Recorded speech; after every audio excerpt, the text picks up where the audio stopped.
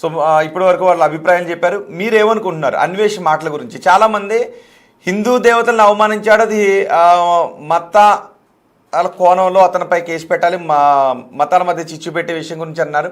అలాగే భారతదేశాన్ని మానభంగాల దేశంగా మాట్లాడాడు. ఇది దేశద్రోహం కిందకి ఏమన్నా వస్తుందా? చాలామంది అంటున్నారు.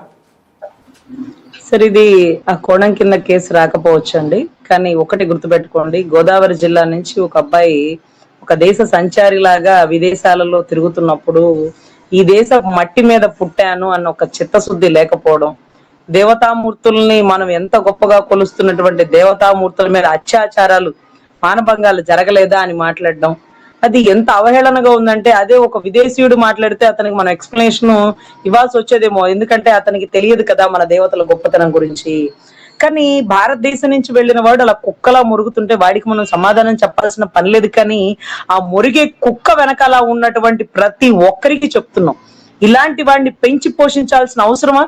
వాడేమన్నా విదేశాల్లో పని చేసుకొని బతుకుతున్నాడా? అక్కడక్కడ వీడియోలు తీసి ఆ వీడియోలు భారతదేశంలో వాళ్ళు చూసి మనం ఇచ్చే డబ్బుతో బతుకుతున్న వాడు ఈ రోజు మన దేవతామూర్తులను అవహేళన చేస్తుంటే టక్క టక్క టక్క టక్క మొత్తం సబ్స్క్రైబర్స్ ఆగిపోవాలి.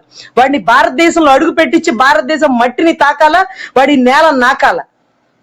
సో అంత కఠినంగా ఉండాల్సిందేనండి, ఎందుకంటే వాడు బతుకు వాడికి తెలియదేమో ఆ సీతాదేవిని రేప్ చేశారని మాట్లాడుతున్నాడు. సీతమ్మ తల్లిని తాకే శక్తి ఎవరికుంది? సీతమ్మ తల్లి ఎలా ఒకరి సాంగత్యం వల్ల పుట్టింది కాదు, భూగర్భంలోంచి వచ్చినటువంటి ఆడబిడ్డ.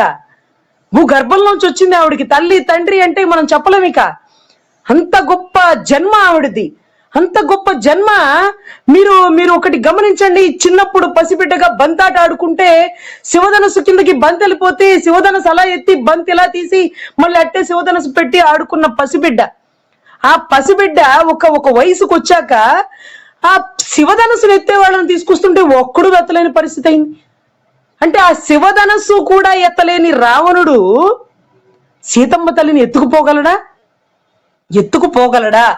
ఆవిడ ఆడుకుంటూ ఆడుకుంటూ ఆటకాయతనంలో ఎత్తిన విల్లే వాడు తలలు 10 తలల రావణ బ్రహ్మే పెద్ద పెద్ద శివుణ్ణి ఇంప్రెస్ చేసినాడే, ఒక్క విల్లు ఎత్తలేకపోయాడా?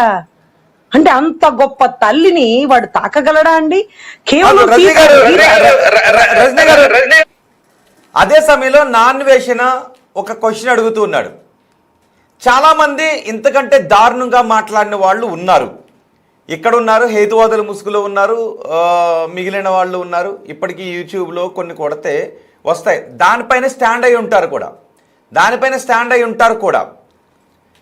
కానీ అలాంటి వాళ్ళందరినీ వదిలేసి క్షమాపణ చెప్పిన నోట్లో నుంచి ఒక మాట దొరికింది, నా అభిప్రాయం కాదు, నేను హిందూ అని చెప్తున్నాను, వినాయకుడు బొమ్మ పట్టుకున్నాను, నా నోట్లోంచి ఒక మాట దొరికింది, క్షమించండి అని చెప్పిన తర్వాత వాళ్ళందరినీ వదిలేసి నన్నే పట్టుకుని నన్నే అన్సబ్స్క్రైబ్ చేయండి అంటంలో నన్ను టార్గెట్ చేశారని అంటూ ఉన్నాడు. ఉంటాయి సార్, చాలా బూతు పదజాలం వాడతాడు సార్. విదేశాల్లోకి వెళ్ళిన ఒక భారతదేశుడు ఇలాంటి వీడియోస్ తీస్తూ భారతదేశంలో వాళ్ళకి చూపిస్తూ వాడి చెడిందే కాకుండా ఇక్కడ ఎంతో మంది యువతను చెడగొడుతున్నాడు సార్. ఎప్పుడు వస్తుందో అవకాశం అని నేనైతే. రంజీ గారు, నాకు ఈ ఒక్క క్వశ్చన్కి ఆన్సర్ చెప్పండి. అతను భావజాలంలో ఒకటి అనిపించింది, నేను ఒకటి అన్నాను, తప్పు దొర్లింది, క్షమించమని అన్న తర్వాత మళ్ళీ నేను హిందువునని చెప్పాను, చెంపలు వేసుకుంటున్నాను. అదే సమయంలో హిందూ దేవతలను గురించి అవమానకరంగా మాట్లాడి దానిపై స్టాండ్ అయి ఉన్న వాళ్ళు చాలామంది ఉన్నప్పటికీ వాళ్ళు ఎవరి గురించి మాట్లాడిన మీరు నా గురించే ఎందుకు మాట్లాడతారు అని అతను అడిగే క్వశ్చన్కి ఆన్సర్ ఏంటి సార్? వాళ్ళు హిందూ దేవతల గురించి మాట్లాడుతున్నారు తప్పుగా, వాళ్ళు అన్య మతంలో అయి ఉంటారు, అంటే వివిధ మతాల వాళ్ళు అయి ఉంటారు, అందుకే హిందువుల గురించి తప్పుగా మాట్లాడుతున్నారు. వాళ్ళకి మన దేవతల గొప్పతనం తెలియదు, వాళ్ళకి మనం సమాధానం చెప్తూనే ఉన్నాం, అన్ని చోట్ల చెప్తూనే ఉన్నాం. కానీ వీడు ఎక్కడో ఉండి భారతదేశంలో పుట్టి హిందూ అయి ఉండి ఇలా కుక్క మురిగినట్టు మొరగడం తప్పనేది ఎంత ఉందో, గతం నుంచి కూడా ఇతను అసభ్యమైన వీడియోస్ చూపించడం, కుర్రకారిని రెచ్చగొట్టడం, అసభ్యమైన పదజాలంతో బూతులు మాట్లాడడం, ఈ రోజు గరిగబాటి గారితో పిలిపించి ఎక్కడన్నా వాక్యం చెప్పించుకోవాలని ప్రతి ఒక్కడు తాపదిరేపడితే అరే నువ్వు అదిరా నువ్వు ఇదిరా అంటూ ఆ బూతులు చెప్పదగినవి కాదండి. చాలా మంది సబ్స్క్రైబర్స్ వీడియోస్ ఇప్పుడు మీ ప్యానెల్లో ఉన్న వాళ్ళు కూడా వీడియోస్ తీసేవాళ్లే కదా, వీళ్ళని అడగండి. ఆ బూతులు మాట్లాడితే ఎంత పెద్ద క్రైమ్ ఇక్కడ భారతదేశంలో కానీ ఆంధ్రాలో కానీ. అలాంటి బూతులు ఇష్టాచారంగా మాట్లాడిన వాడికి ఇప్పుడు ఆపేసినారేంటి, నన్ను ఆపేస్తారా, నన్ను తొక్కేస్తారా అంటే నువ్వు ఎప్పుడో తొక్కాల్సింది.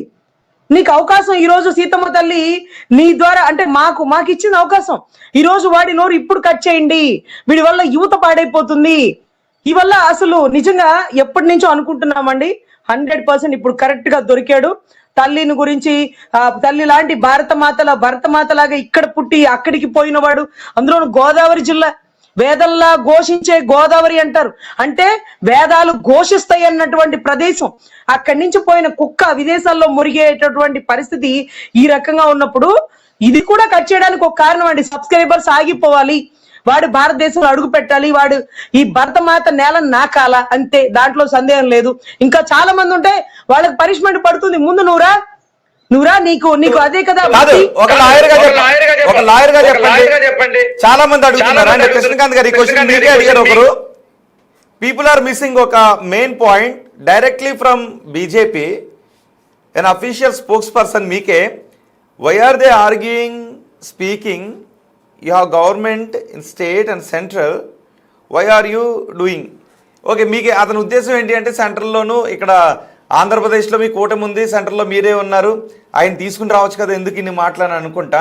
ఓకే, మీరు ఒక్క నిమిషం, మీరు దానికి సమాధానం చెప్తారు కానీ రజనీ గారు ఫైనల్గా నిజంగా అతన్ని ఈ కేసులతో అతనికి నోటీసులు జారీ చేసి విదేశాలు ఎక్కడున్నా సరే రెడ్ కార్నర్ నోటీసులు జారీ చేసి ఇండియాకి రప్పించవచ్చా? నేను అసలు ఎప్పటికీ రాను భారతదేశానికి అని అంటూ ఉన్నాడు.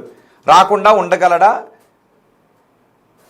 అది ఎలా ఉంటుందంటే సార్, అక్కడి నుంచి తీసుకురావాలంటే చాలా పెద్ద ప్రొసీజర్ సార్. అలా తీసుకురాగలిగితే నిర్వాన్ మోడీ, విజయ్ మాల్యా, లేకపోతే పంచ్ ప్రభాకర్ ఇక్కడ మాట్లాడుతూ అక్కడి నుంచి మాట్లాడుతున్న ప్రతి ఒక్కరిని తీసుకురావాల్సి ఉంటుంది సార్. కానీ ఇక్కడ పరిస్థితి ఏంటంటే limited of powers, limited of expenses, limited of income. So భారతదేశం నుంచి ఒక అతను అక్కడి నుంచి ఇక్కడ తీసుకురావడానికి బహుశా మాకు డబ్బులు లేవు, వ్యవస్థలో అది లేదు ఇది లేదు అంటారేమో, కానీ అతన్ని తీసుకురావచ్చు. ఇంటర్పోల్ ఆఫీసర్స్ ఉంటారు. భారతదేశంలో పుట్టి పెరిగి వాడు విదేశాలకు వెళ్ళి భారతదేశ దేవతల గురించి అవమానంగా మాట్లాడాడు కాబట్టి తీసుకురావచ్చు. అంత ఫైనాన్షియల్ ఎబిలిటీ అతనికి అక్కడ వ్యవస్థకి సపోర్ట్ చేస్తే అతన్ని తీసుకురావచ్చు తృఢప్రాయంలో. ఇంకెవడు విదేశాల్లో ఉండి మొరిగితే అబ్బో దేవతల గురించి మాట్లాడితే, భారతదేశంలో దేవతల గురించి మాట్లాడితే ఇట్లా పట్టుకొస్తారు. ఎందుకంటే సార్ ఒక్కొక్క దేవతలకి అంటే అందరూ ఒకటేమో ముస్లిం కంట్రీ పాకిస్తాన్, ఇంకో దేశాలేమో క్రిస్టియన్ కంట్రీ, హిందూ దేశంగా ఇంతవరకు ఎక్కడా లేదు. ఇది కూడా సెక్యులర్ కంట్రీనే. అక్కడ మన అదృష్టం ఏంటంటే ఇది హిందూ దేశం అని కొద్ది గొప్ప చెప్పుకోవడానికి ఛాన్స్ ఉంది. కొన్ని సంవత్సరాల తర్వాత హిందూ దేశపు దేవతల గురించి అవమానపరిస్తే ఇది కూడా చెప్పుకోవడానికి ఛాన్స్ ఉండదు. హిందూ దేశంగా ఏదైనా ప్రామాణికంగా ఉంది అంటే అది ఒక్క భారతదేశమే. శక్తి పీఠాలను చూడాలంటే విదేశాల నుంచి ఇక్కడికే వస్తారు. ఇదే భారతదేశానికి, హిందూ ధర్మానికి, హైందవ ధర్మానికి ఆయువు పట్టు. ఇక్కడ నుండి వెళ్ళిన వాడు మొరుగుతుంటే ఖచ్చితంగా కంట్రోల్ చేయాలి. దానికి ఎంత ఖర్చు అయినా రెడ్ కార్నర్ నోటీస్ అయిన పట్టుకొని ఈడ్చుకుని రావాలని నేను మనస్ఫూర్తిగా కోరుకున్నాను. దానికి సెంట్రల్ సపోర్ట్ చేయాలండి. ఓకే, గోదావరి అబ్బాయి గారు అతని మాట